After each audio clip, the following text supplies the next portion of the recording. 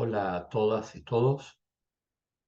Quizás es buen día, buena tarde, buena noche, buena madrugada. Mi nombre es Diego González Castañón. Soy psiquiatra y psicoanalista. Trabajo en el campo de la discapacidad hace varias décadas, 24 años en la Fundación Itineris, junto con la licenciada Aznar, a cargo de la dirección de la fundación, y de un montón de otros profesionales de la educación, de la salud, familias y personas con discapacidad autogestoras que forman parte de la fundación y se activan en función de los distintos proyectos.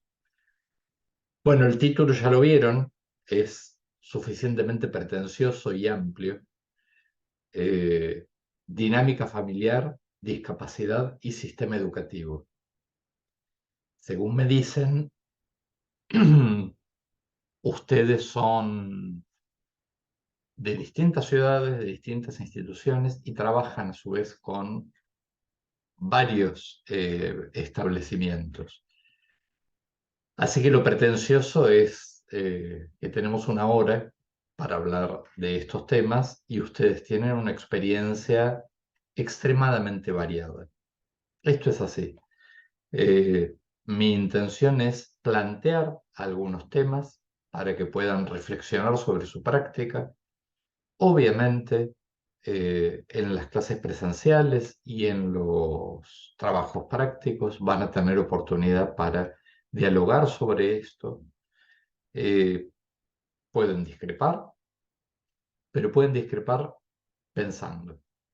Eh, Mi intención es que se involucren en pensar una dimensión que quizás les sea totalmente habitual, quizás no, quizás les sea suficientemente extraña.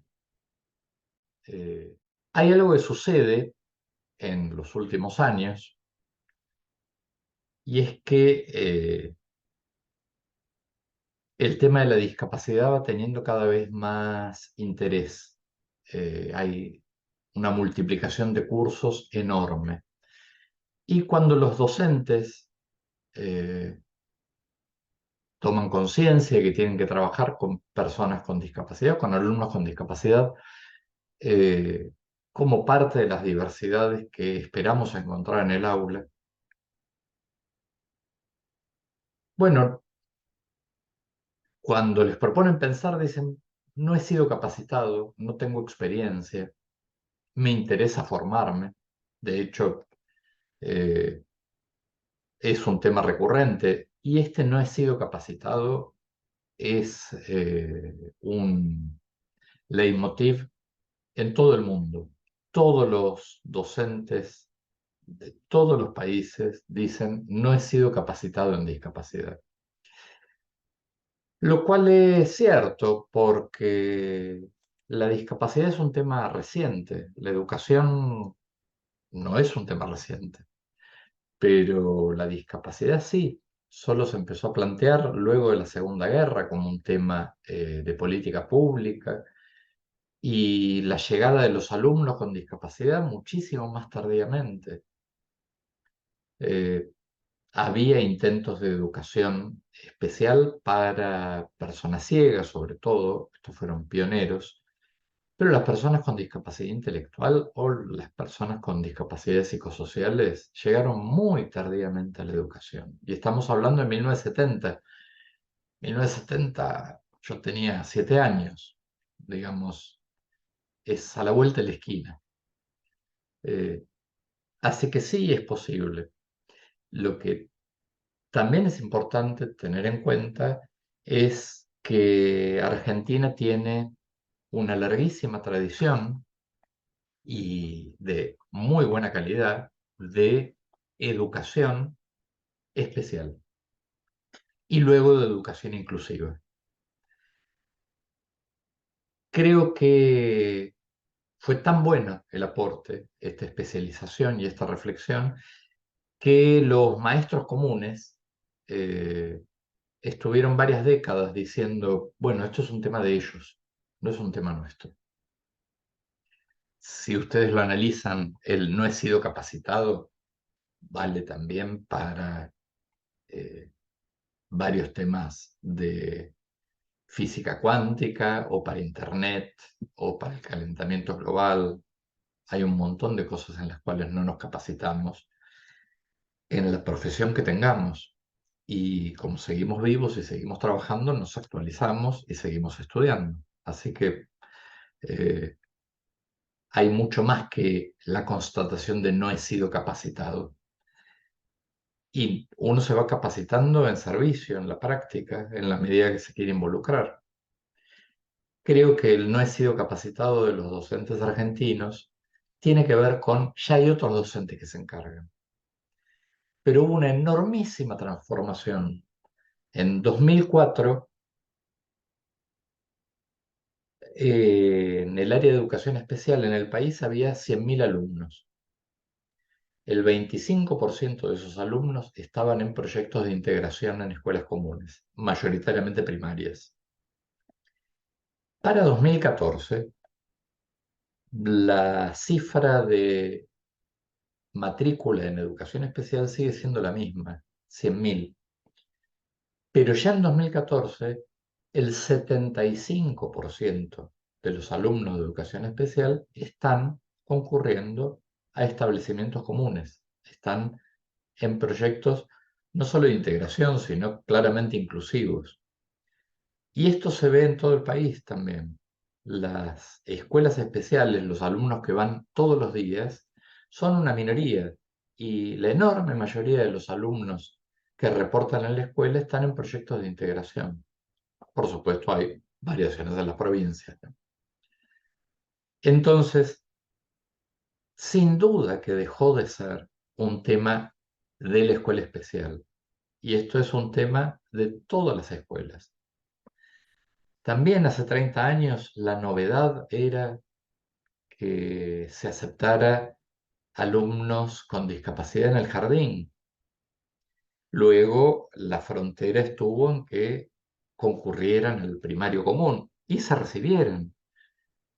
Ahora, sin duda, el tema candente, no porque lo del primario está resuelto, porque no lo está, pero el tema candente es cómo hacer para que terminen el secundario los alumnos con discapacidad. Si uno analiza la matrícula de alumnos con discapacidad, desaparecen prácticamente del secundario. Y esto es algo que pasa hace mucho tiempo. No es que desertan, desaparecen.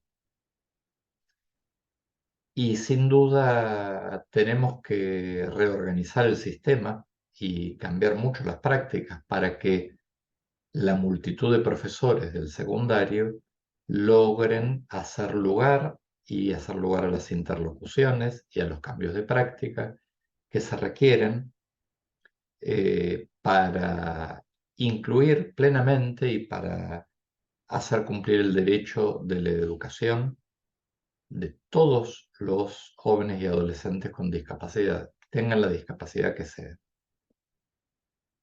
Bueno, eso está por pasar.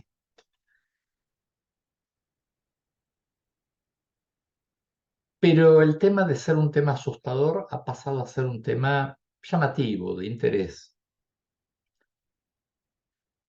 Ahora, esta diapositiva muestra dos personas viendo una estrella fugaz. Ahora, otra cosa es cuando el alumno con discapacidad está en el aula. Ahí descubren que las estrellas fugaces se pueden parecer a un meteorito. Y la reacción es de pánico. La primera reacción es de pánico. En las escuelas que tienen larga cultura de inclusión, obviamente el pánico no sucede. El pánico tiene que ver con lo desconocido y con lo nuevo. Pero incluso en escuelas que tienen historia, que son muy grandes, puede haber algunos docentes que están cancheros en el área de inclusión y otros que para nada. y las trayectorias y los procesos de los alumnos individuales pueden verse truncados porque de repente alguien se pone totalmente en oposición. Y ahí pasa otra cosa que también sucede, y es que se inutilizan los saberes y las capacidades, los saberes de la propia institución y comunidad educativa, los saberes que pueden aportar las familias, los saberes que pueden aportar los equipos de supervisión, los gabinetes propios o itinerantes. Y otra cosa que sucede es que se ve con mucha frecuencia, es una huida sin pedir ayuda. Se rompen los lazos de solidaridad que en las escuelas mayormente existen en muchos temas, pero frente a una dificultad de un docente que no se siente capaz o se ve superado, la verdad que si fuera mayoritario el decirle a un compañero, che, ¿cómo hiciste vos? Bueno, no les estaría diciendo esto. Este típico de este recurso a los compañeros, a decir qué sabemos, a sistematizar el saber que va teniendo una institución sobre la inclusión de los alumnos con discapacidad, bueno, no está dado. Entonces, recaen en situaciones individuales. A veces los directivos exigen por estándar, porque obviamente hace muchos años que hay obligación de incluir y obviamente el no he sido capacitado eh, hace 30 años que están obligados a, porque la ley lo marca y es una cosa muy buena y le estamos haciendo muy bien. Así que hay donde aprender, hay donde recibir ayuda, pero no se da, no se da. Los alumnos con discapacidad, varones, mujeres, discapacidades severas, discapacidades estrambóticas, eh, algo totalmente cotidiano, no son individuos, son sujetos. Todos somos sujetos y no somos individuos. Por eso que un docente, que un directivo,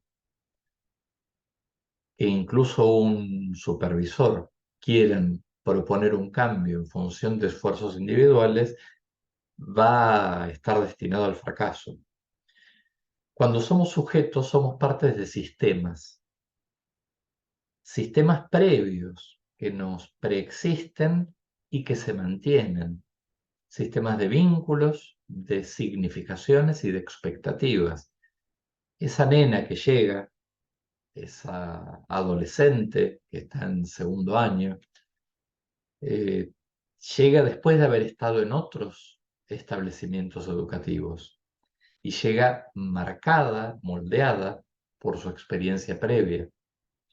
También los padres cumplen con el deber de enviarlos a la escuela y los apoyan mucho o poco en función de esta experiencia previa. Y esto es muy importante. Eh, el sistema educativo a veces funciona como islas y no como un sistema. Entonces lo que hicieron en tal distrito puede ser totalmente distinto a lo que hicieron en el otro. Y lo que le pasó a usted en la otra escuela, yo no me puedo hacer cargo.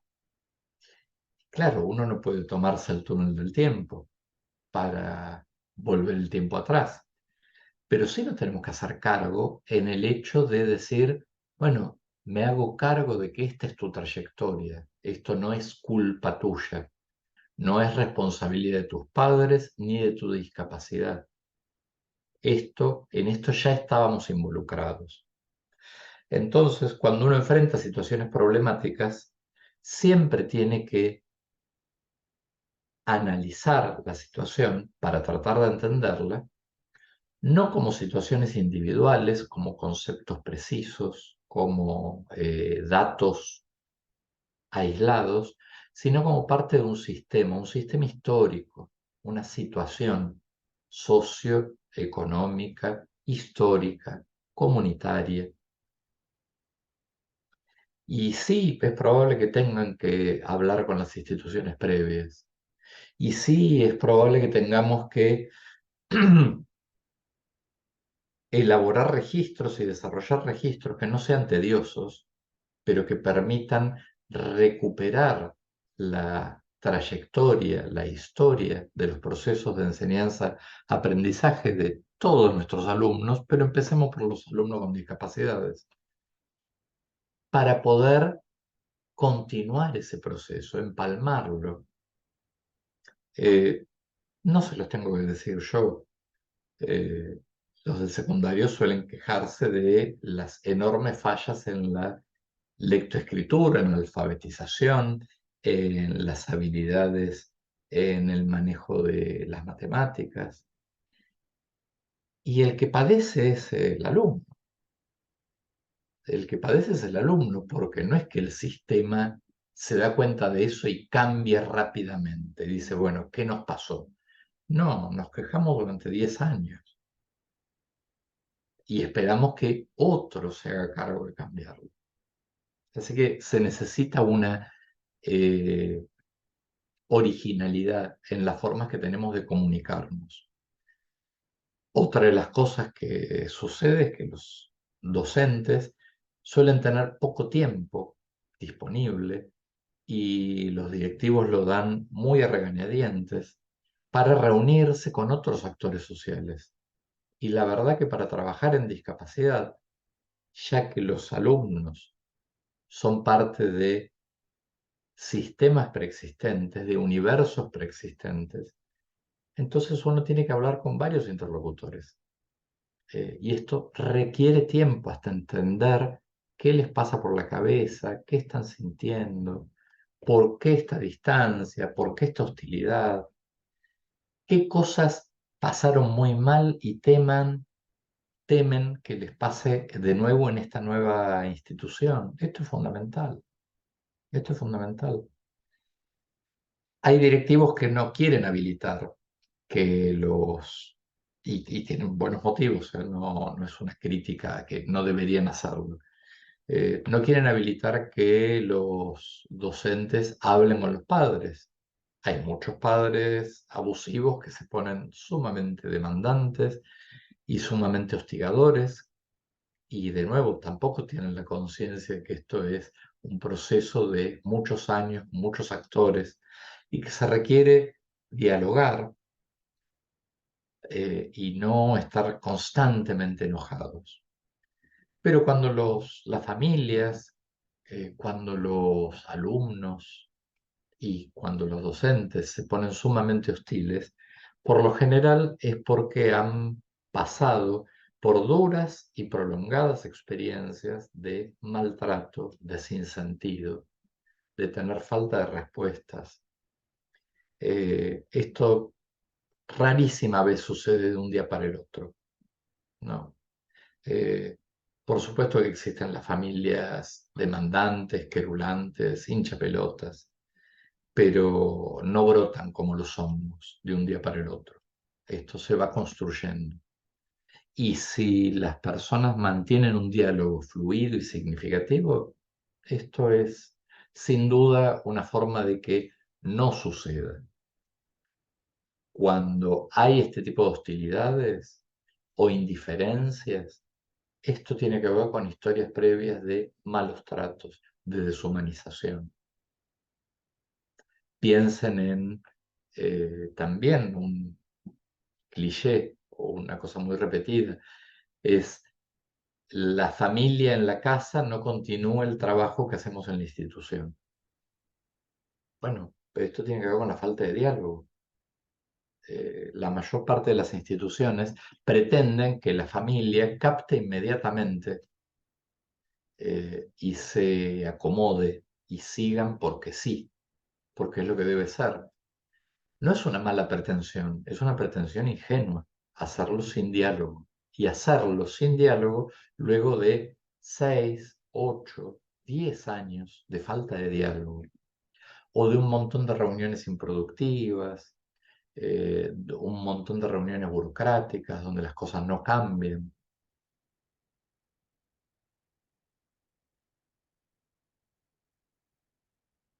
Hay dos herramientas que son importantes y que utilizamos mucho cuando trabajamos en planificación centrada en la persona para registrar estos sistemas.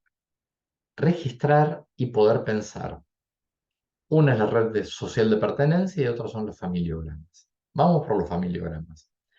Los familiogramas son representaciones de la estructura familiar de una persona. Les voy a mostrar dos o tres. Uno pone varones con cuadraditos, mujeres con círculos, los vínculos de pareja se marcan horizontalmente y los hijos se ponen verticalmente. Bueno, este no está tan bien hecho. Pero, ¿qué podemos ver muy comúnmente? Acá ven que Eugenia y Andrea viven solas. Esto es muy común en discapacidad. Un núcleo de convivencia extremadamente pequeño. Entonces, acá Eugenia tiene 34 años, pero podría tener 12 años. Y igual vivir sola con la mamá. Bueno, estas mamás se sienten totalmente agotadas con mucha facilidad. Entonces, tener un abordaje estándar por una mamá que tampoco registra a su papá y que no tiene hermanos, bueno, es difícil. De hecho, esta Andrea no es la mamá, es una tía. Eugenia es hija de Marta y de Juan. Y esto también se ve en discapacidad. La discapacidad de un adolescente, de un niño, puede ser una papa caliente en una familia y entregan a que otro se haga cargo o que empalmen y que, bueno, ¿por qué? Porque la discapacidad puede, en algunos casos, pocos, pero que existen, alrededor de un 15% de las personas con discapacidad tienen discapacidades severas que requieren muchísimo consumo de energía en controles médicos, en tratamientos. El 75-70% de las personas con discapacidad, sea cual sea, no tienen este gasto de energía y se asemeja la vida de estas niñas y niños a lo de cualquier persona. Pero bueno, es posible que la discapacidad detone las capacidades de la familia de continencia.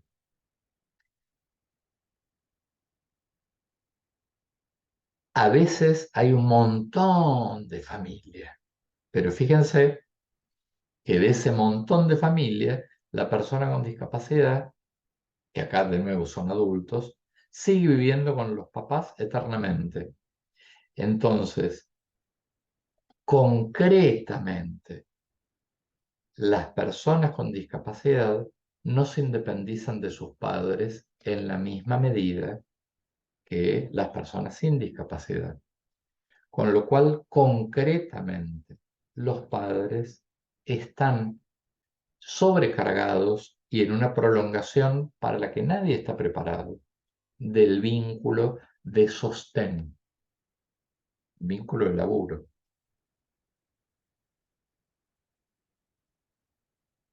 ¿Qué cosas les puedo recomendar con respecto a este panorama que surge de los familiogramas? Bueno, primero, seleccionar un interlocutor posible. No lo tienen que seleccionar a nivel directivo, lo tienen que seleccionar eh, cada docente. Y si lo selecciona a nivel directivo, luego cada año los directivos tienen que hacer el puente para que esa interlocución con el interlocutor posible se dé con el docente a cargo. ¿Por qué posible? Porque no tienen que pensar en el que debe ser. No siempre son los padres. A veces son los hermanos, a veces son los tíos, a veces es un vecino, a veces es un miembro del equipo terapéutico. El interlocutor posible es el que puede escuchar y puede aportar información relevante. La otra cosa que tienen que tener en cuenta es que tienen que seleccionar un interlocutor. No tienen que seleccionar a alguien que firme sus comunicaciones, alguien que diga, sí, maestra. No, es alguien con quien tienen la confianza de decir, ¿cómo pasa esto en casa? A nosotros nos pasa así. ¿Cómo les pasa en casa? Porque el universo no es lo que sucede en el aula. Y para entender lo que sucede en el aula se necesita saber lo que sucede en los otros ámbitos de desarrollo subjetivo de los alumnos. El vínculo es bidireccional. Cada cual tiene su rol, pero es bidireccional. Y no están diciendo pavadas todo el tiempo. Para que sea bidireccional tiene que ser entendible. Y para que sea entendible tiene que ser mutuamente relevante. La otra cosa que es importante que hagan es identificar el riesgo de descontinentación. Hay alumnos cuyas familias están en riesgo de desbaratarse porque tienen consumos problemáticos, porque están en una situación muy marginal con respecto al sistema productivo o en las condiciones habitacionales, están con necesidades básicas insatisfechas, porque tienen una historia de abandonos, porque son muy ancianos, por un montón de cosas. Eh, por supuesto que la escuela no tiene que hacerse cargo en el sentido de, bueno, solventar, pero sí se tienen que hacer cargo para pasar la pelota. Sí se tienen que hacer cargo en el sentido de registrar. Si me preguntan personalmente, por supuesto que esto no se puede hacer con eh, clases de 40 alumnos. Esto es una barrabasada y que tienen que disminuir la cantidad de alumnos para que sea posible que los docentes a cargo piensen persona a persona, no horas y horas, pero lo suficiente como para que las singularidades de cada familia les puedan entrar en la cabeza y puedan abordarlas. ¿Qué pasa con las redes sociales de pertenencia? En la red social de pertenencia se pone en el círculo central a las personas que son más cercanas, afectivamente. Típicamente son convivientes, pero no todos los convivientes están cercanos al corazón de la persona. En el segundo círculo se ubican a las personas que son importantes, que se ven en forma cotidiana, casi todos los días, no siempre conviven. Por lo general, tiene que ver con los que se encuentran dentro de una institución. La escuela, por supuesto, el centro educativo terapéutico, el club, puede ser la iglesia. Y en el tercer círculo se ponen las personas que sí conocemos con nombre propio, que nos reconocen también, que tenemos un vínculo recíproco, son parte de la red, no son conocidos, no es el portero. Puede ser el portero si el portero sabemos cómo se llama, si tiene hijos, si nos saludamos, si el hijo del portero juega con el alumno con discapacidad, porque son vecinos. Eh, bueno, ahí sí puede ser el portero, pero si es anónimo, si es el del supermercado, lo mismo. Si es el dueño del almacén, por ahí no es parte de la red. Pero si es fiado, si puede hablar con los padres, si mantiene un diálogo y se conocen, sobre todo si lo conocen por el nombre propio, bueno, son parte de la red. ¿Cuáles son redes típicas en discapacidad? Bueno, parecido a lo de a las familias de muy pocas personas, es muy común que las redes sociales de pertenencia sean sumamente escasas. Y esto tiene que ver con algo que también es muy común en las familias con personas con discapacidad, y es que están atravesadas por mecanismos de exclusión muy fuertes y muy crónicos. Y esto es algo que sucede, es así, no se puede desconocer. Hay poca gente a quien recurrir y activamente han perdido contacto con otros referentes familiares, otros referentes institucionales, otros referentes comunitarios. No tienen a quién recurrir. Es más, tienen el hábito, por no decir la cultura, de arreglárselas solos.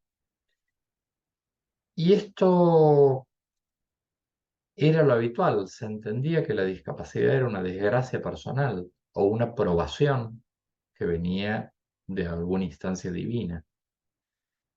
Pero hubo un cambio de paradigma en la década del 60 y se dejó de pensar a la discapacidad como un fenómeno individual y desarrollamos un modelo social de la discapacidad, donde la discapacidad es un producto del encuentro de las capacidades y limitaciones de una persona, de una familia, y las capacidades y las limitaciones de sus contextos vinculares, de sus contextos comunitarios.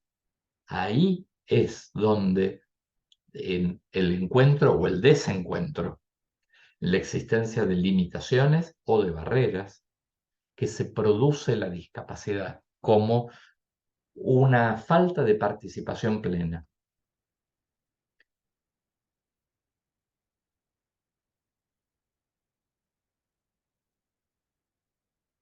Entonces, detectar los mecanismos de exclusión y ser muy conscientes nos hace no ser ingenuos y no repetir el mecanismo de exclusión, porque al no hacerlo consciente, lo hacemos perdurar. Este es otro tipo de red muy típica, donde hay una red convivencial cotidiana muy densa, hay un montón de personas institucionales y hay un montón de vínculos, cada una de las rayitas son vínculos, y la persona está muy acompañada, muy llena de gente en su vida, pero son todos parte de la misma institución. No sé qué tanto lo van a poder leer, porque por ahí están viendo esto no en una proyección, sino en un celular. Fíjense que estas personas que se han ubicado en el círculo externo no son personas, otros asistentes, otras personas que viven en el hospital, otros empleados, otros docentes, otros alumnos. Son conceptos. La persona uno no percibe que está abandonada o aislada porque está muy rodeada de personas, pero está absolutamente atrapada en un círculo endogámico. No lo digo en sentido peyorativo, digo que no hay salida de este núcleo institucional y familiar, no hay nada afuera. Estas personas no dejan las instituciones, no quieren dejar las escuelas, y si dejan las escuelas porque opera un límite de edad, luego van a ir a una institución crónicamente. Las escuelas, las instituciones de salud, de educación, de formación, de rehabilitación, tienen que trabajar para establecer lazos con el afuera, porque de otro modo se produce otro tipo de mecanismo de exclusión, que no es por rechazo o por abandono, sino que es porque no hay puentes hacia la comunidad. Si no hay puentes hacia la comunidad, la inclusión plena no va a suceder. De ningún modo va a suceder. Hay una recomendación que tengo para hacerles algo al respecto y que tiene que ver con que tengan en cuenta eh, que la producción de lazos comunitarios es un resultado educativo. Eh, de nuevo, que la escuela se haga cargo de la situación social de las familias sería un despropósito, pero que lo registre como parte de la trayectoria del alumno, esto es muy importante. Si un alumno va a estar en el sistema durante 14 años y nos da lo mismo que tenga vínculos comunitarios que no los tenga, sí tenemos que trabajar para que de algún modo, luego de esos 14 años, haya vínculos comunitarios y que cuando lleguen al límite de la escolarización obligatoria no entren en pánico las familias, sino que las familias estén contentas porque hay una proyección hacia la comunidad. Las escuelas no suelen ser buenas, hacen la suya y, por ejemplo, una forma de aprovechar esto sería tener contacto con los exalumnos. Esto es una recomendación que hacemos muchas veces. Los exalumnos de la institución tienen un saber que los docentes tienen que recuperar para saber qué sucede con nuestras prácticas, qué habilita y qué deshabilita y qué les dio resultado a ellos para plantearlo, para divulgarlo, ¿no?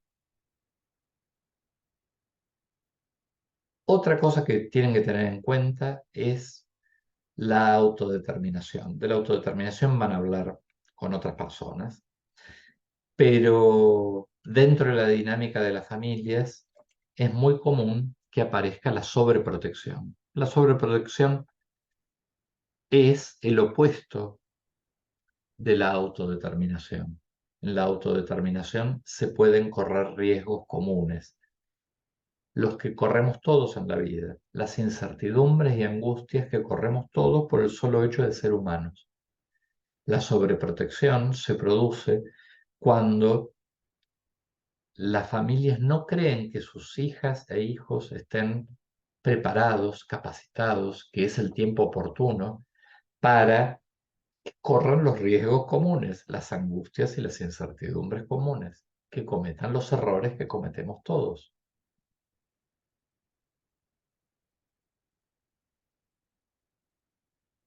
Un grupo de autogestores de la ciudad de Buenos Aires le preguntó que son personas con discapacidad intelectual, chequen en la página de Itineris, buscan los links, el programa de autogestores y si quieren llevarlo a sus ciudades sería una pegada. Y empalmar un programa de autogestores con la escuela, gran pegada para trabajar estos mecanismos de exclusión y para trabajar la sobreprotección sin sobrecargar a los docentes. Bueno, ¿qué es lo que decían personas con discapacidad que estaban terminando la escuela especial? No eran los peores, ni eran muy infantes. Les decían, no me dejan vestirme como quiero, no me dejan hablar con quien yo quiero, creen que no sé cuidarme, me tratan como un nene, no me dejan viajar solo. De nuevo, me parece importantísimo, en realidad no, el Tigris y el Éufrates, pero yo no puedo eh, permanecer indiferente así.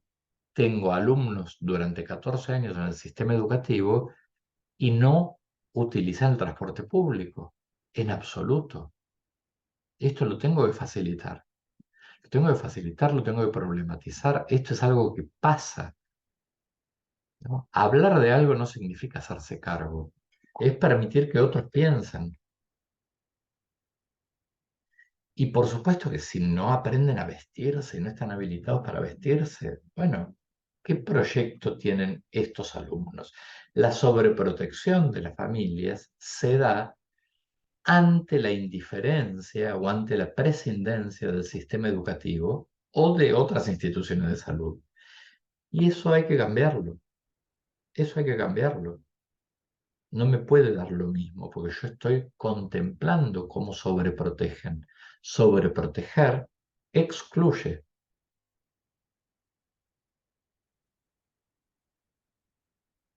¿Qué decían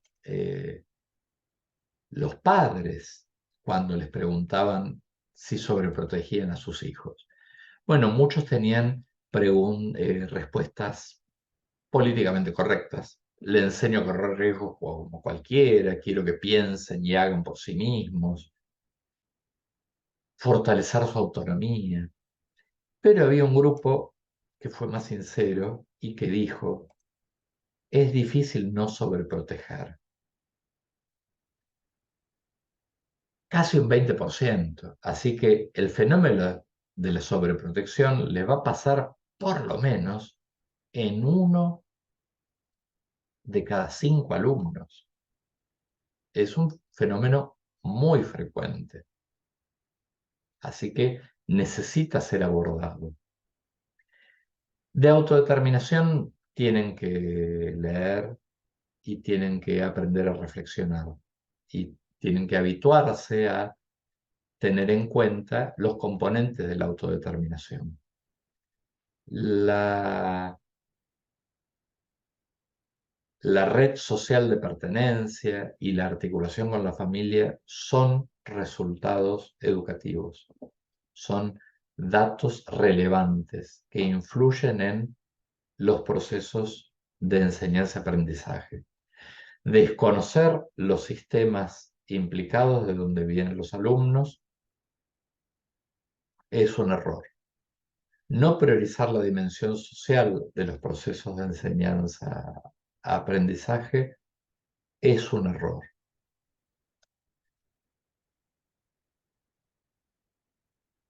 No identificar los problemas de la autodeterminación también es un error. La autodeterminación es un concepto transversal que pueden registrar en toda la trayectoria de cada alumno y harían muy bien en registrarla, así como registramos notas, conceptos, eh, demostración de eh, desempeño, de aptitudes. Bueno, ver cómo evoluciona esta alfabetización de la subjetivación, que es la autodeterminación. Y es tremendamente fácil y tiene una gran ventaja. Primero, que les permite no atribuir a la discapacidad problemas que son problemas de la autodeterminación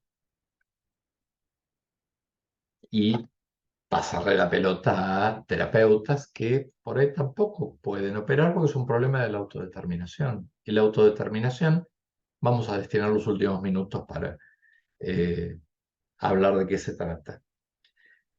No son inherentes a una discapacidad. Todos podemos tener problemas en nuestra autodeterminación. Y si registramos la evolución, las escuelas, y esto ha sido plenamente demostrado en un montón de países, pueden fomentar la autodeterminación. Si ustedes empalman el diseño universal de los aprendizajes con el centramiento en la persona, les va a venir de perillas tener el registro de la autodeterminación. Claro, si pese a Freire y pese a Vygotsky, seguimos reproduciendo prácticas bancarias en la educación y decimos, bueno, pero esto no tiene que ver con mi trabajo, esto es otra cosa. Bueno, nos estamos perdiendo, que estamos enseñando para que tenga un destino comunitario, para que tenga un rol comunitario, para que crezca dentro de su familia. Y a veces nos sale bien, muchas veces nos sale bien, pero un montón de veces nos sale mal. Con las personas con discapacidad y con los alumnos que no tienen discapacidad también nos sale mal. Y el sistema educativo hace muchos años que no reflexiona desde dentro. Y yo estoy seguro que son los docentes los que pueden cambiarlo. Eh, yo tengo plena confianza en docentes que se sienten profesionales de la educación, profesionales del crecimiento humano, que se hacen responsables no por cargarse la mochila, sino porque hablan con la familia, hablan con otros profesionales, que dialogan. Eh, los docentes tapados de trabajo, que corren de un establecimiento a otro y que se desesperan y no se ahogan en un vaso de agua, se ahogan porque ven situaciones problemáticas y no saben cómo resolverlo, la pasarían mucho mejor si tuvieran el eje de la autodeterminación, si tuvieran la dimensión social de los aprendizajes, si tuvieran varios interlocutores en la red social y en la familia, que en conjunto pueden encauzar situaciones problemáticas. Si tienen compañeros de ese establecimiento o de otro establecimiento. La autodeterminación, estoy seguro que lo van a ver en otra clase, tiene 4 componentes: protagonismo, libertad, responsabilidad y contexto. Y todos pueden registrar los efectos de la autodeterminación. Cuando somos autodeterminados, gracias al protagonismo, somos capaces de elegir y valorarnos. Somos capaces de cumplir deberes y de comprometernos, de estar habilitados y de proyectarnos, de participar, pertenecer e intercambiar. Todo esto tiene que pasar en el aula. Y esto no es una mochila para el docente. Esto tiene que pasar en el aula y las aulas tienen que permitir que esto suceda. Y los procesos de enseñanza-aprendizaje tienen que permitir que los alumnos se vayan sintiendo protagonistas, comprometidos, con capacidad de proyectarse y de intercambiar, no solo de cumplir y de transcurrir. La idea de la trayectoria educativa a veces me parece que estuviéramos dibujando una ruta, ¿no? Una ruta, un mapa, pero le falta el diario de viaje. Y el diario de viaje no lo tiene que escribir el docente, lo tiene que escribir los alumnos. Hay 2 grupos de alteraciones de la autodeterminación, que son por disolución, por falta de uno de los componentes, o por alienación, que es por exceso de alguno de los componentes. La disipación subjetiva es compleja de detectar porque es silenciosa, es crónica. Son alumnos que no joroban, pero alumnos que nadie conoce.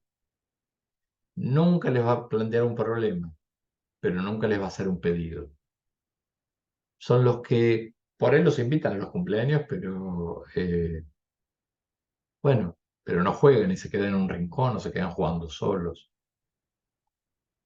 La alienación es ruidosa, siempre hay lío, cansa. De eso se van a dar cuenta, no me cabe duda que se van a dar cuenta, de los que tengan alteración por alienación.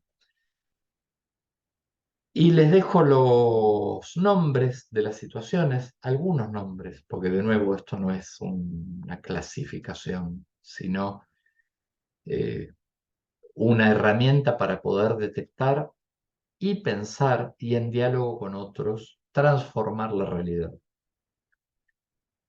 La sumisión, el sometimiento, la banalización, la superficialidad, la inhibición, el aislamiento están del lado de la desaparición subjetiva, la disipación, el egocentrismo, la terquedad, la hiperexigencia, la transgresión, la masificación están del lado de la alienación.